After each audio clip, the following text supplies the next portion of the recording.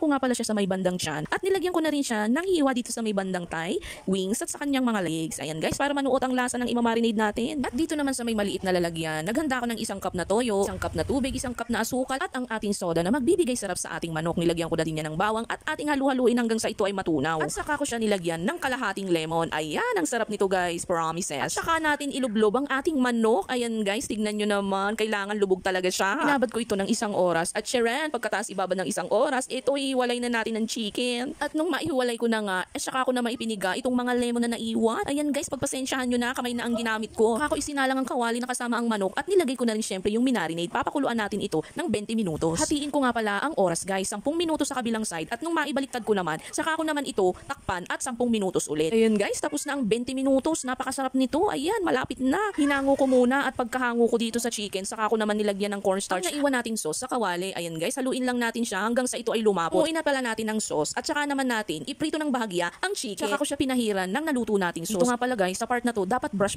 lang ang nilalagay ko. Pero dahil wala akong brush, ganyan ang ginawa ko. Saka ko siya binaliktad. At pagkabaliktad ko sa manok, itong side naman ang nilagyan ko ng sauce. Pahid-pahid lang sana guys, kaya lang wala talaga akong brush, nasira na. At ayan guys, para na talaga siyang inihaw. Nakakagutom. Tara guys, tikman na natin. Ready to serve! At kung may natutunan ka sa videong ito, huwag kalimutang i-follow, i-like at i-share.